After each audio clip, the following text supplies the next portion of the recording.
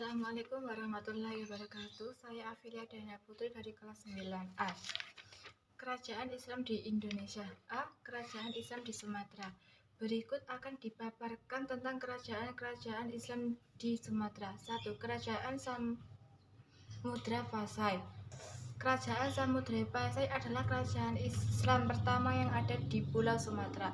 Kerajaan ini didirikan oleh Marasilu yang bergelar Sultan Malik As-Saleh. Samudra Pasai dikuasai oleh dua dinasti, yaitu dinasti Meurah-Khair dan Meurah-Silu. Berikut penjelasan tentang kedua dinasti tersebut. A. Dinasti Meurah-Khair. Samudra Pasai didirikan oleh Meurah-Khair. Meurah-Khair bergelar Maharaja Mahmud Shah 1042 sampai 1078 Masehi. Sejarah Meurah-Khair wafat digantikan oleh Maharaja Mansur Shah yang berkuasa dari tahun 1078 sampai 1133 Masehi.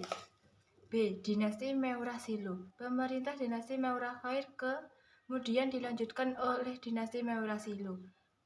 Raja pertama dari dinasti ini bernama Meurah-Silu yang bergelar Sultan Malik As-Saleh 1285 sampai 1297 Masehi. 2. Kerajaan Malaka. Kerajaan Malaka didirikan oleh seorang pangeran dari Malaka ketika terjadi serangan di Majapahit. Ia mendirikan kerajaan Malaka sekitar tahun 1400 Masehi.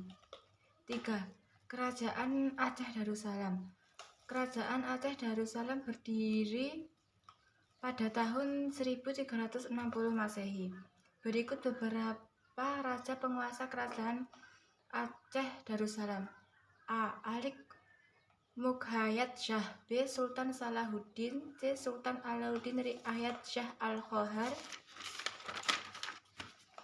D. Sultan Iskandar Muda atau Dharmawangsa Perkara Alam Shah. E. Sultan Iskandar Sani. B. Kerajaan Islam di Jawa. 1. Kerajaan Demak. Demak adalah kerajaan Islam pertama di Jawa ketika kerajaan Majapahit yang berbaris Hindu-Buddha mengalami kemunduran pada tahun 1478. Berdirinya kerajaan Demak dilatar belakangi oleh melemahnya pemerintahan kerajaan Majapahit atas daerah-daerah pesisir utara Jawa. Pertama di Jawa ketika kerajaan Majapahit yang berbaris Hindu-Buddha mengalami kemunduran pada tahun 1478. Berdirinya kerajaan Demak dilatar belakangi oleh melemahnya pemerintahan kerajaan Majapahit atas daerah-daerah pesisir utara Jawa. 2.